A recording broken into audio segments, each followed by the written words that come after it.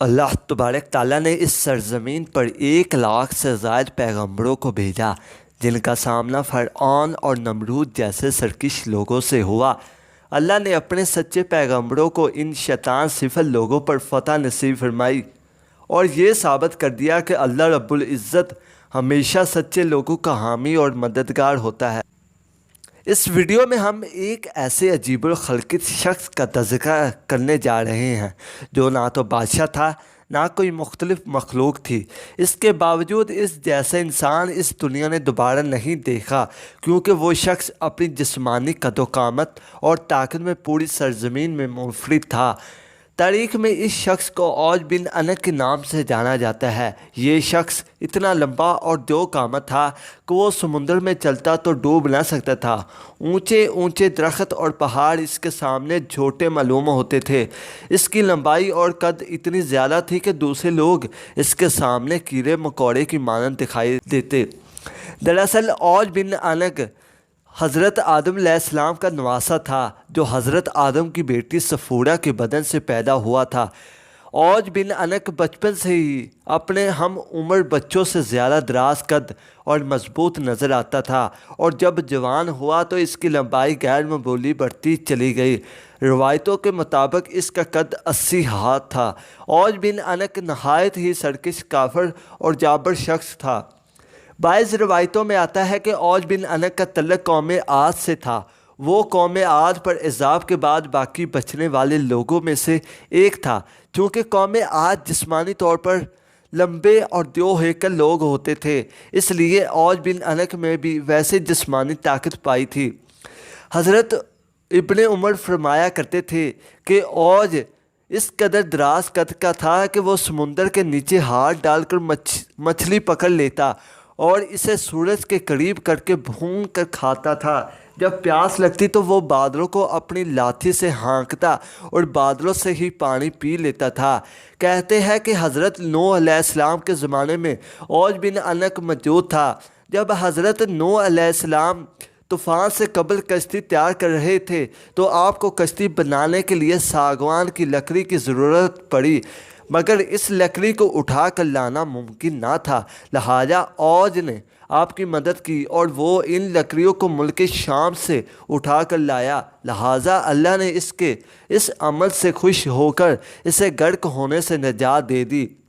جبکہ بعض لوگوں نے لکھا کہ حضرت نوح علیہ السلام پر ایمان نہ لایا تھا اور آپ کی کشتی میں سوار ہونے سے انکار کر دیا تھا۔ اس کے باوجود وہ اس سیلاب سے بچ نکلا، کیونکہ طوفان نوح کے وقت پانی صرف اس کی کمر تک آتی تھی۔ مگر بعض علماء نے اس بات کی سخت تردید کی ہے، کیونکہ قرآن کی آیتوں کے مطابق طوفان نوح کے بعد حضرت نوح کی کشتی میں سوار ہونے والے اہل ایمان کے سوا کوئی شخص بھی زمین پر باقی نہ بچا تھا۔ اس موضوع پر امام سیوطی نے العوج فی الخبر عوج نام سے ایک رسالہ لکھا ہے، جس میں انہوں نے عوج بن عنق کی شخصیت کے متعلق بہت کچھ تحریر فرمایا ہے۔ روایتوں کے مطابق غیر معمولی قد و قامت کے ساتھ عوج بن عنق نے لمبی عمر بھی پائی۔ اس کی عمر 3600 سال تھی۔ وہ حضرت آدم علیہ السلام کے زمانے سے حضرت موسیٰ علیہ السلام کے دور تک زندہ رہا، اور پھر حضرت موسیٰ علیہ السلام نے اس سرکش شخص کو قتل کیا۔ واقعہ کچھ یوں ہے کہ جب بنی اسرائیل کو فرعونیوں سے نجات ملی اور فرعون دریائے نیل میں غرق ہو گیا تو اللہ نے حضرت موسیٰ سے یہ وعدہ کیا کہ شام کی مقدس سرزمین بنی اسرائیل کو دی جائے گی۔ اس وقت وہاں ظالم اور جابر کنانی لوگ آباد تھے، لہٰذا اللہ نے حکم دیا کہ ان جابر لوگوں سے جنگ کرو اور انہیں وہاں سے نکال باہر کر دو۔ اللہ نے موسیٰ علیہ السلام کے ساتھ فتح کا وعدہ کیا تھا۔ حضرت موسیٰ پر حکم نازل ہوا کہ بنی اسرائیل کے 12 قبیلوں سے 12 افراد کو چن لیا جائے اور انہیں سردار منتخب کیا جائے۔ لہٰذا حضرت موسیٰ نے 12 سرداروں کو چنا اور ان کو لے کر کنعان پہنچے۔ آپ علیہ السلام نے ان سرداروں کو شام کی طرف بھیجا۔ کہ وہاں جا کر ان ظالم حاکموں کی خبر لے اور انہیں دعوت حق پہنچائے کہ یہ مقدس زمین ہمیں عطا کی گئی ہے، سو اب تم لوگ ہماری اطاعت کرو۔ اگر انہوں نے انکار کیا تو جنگ سے خبردار کر کے آ جاؤ۔ جب وہ 12 سردار شام پہنچے تو اس وقت وہاں کا حاکم اوج بن عنق تھا۔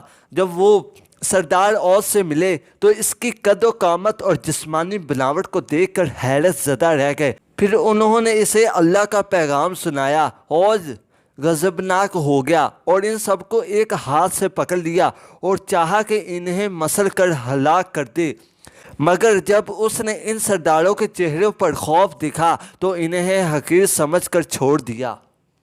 جب وہ سردار اپنی قوم میں واپس آئے تو حضرت موسیٰ علیہ السلام سے وہاں کا حال بیان کیا اور یہ بھی بتایا کہ وہاں کے پھل بھی بہت بڑے بڑے ہیں۔ انار کا صرف ایک دانہ ایک آدمی کا پیٹ بھرنے کے لیے کافی ہے۔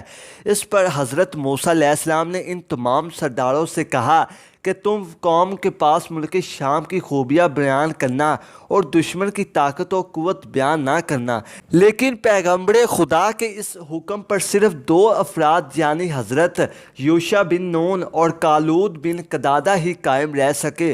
باقی تمام سرداروں نے ملک شام میں بسنے والے افراد کی طاقت و قوت کا حال قوم بنی اسرائیل کو سنا دیا، جس پر بنی اسرائیل نے چاہا کہ وہ جہاد میں نہ جائے۔ حضرت موسیٰ علیہ السلام نے انہیں سمجھایا کہ اے لوگو، تم مت گھبراؤ کہ میرے ساتھ اللہ نے وعدہ نصرت فرمایا ہے کہ میں تمہیں ان کافروں پر فتح دوں گا۔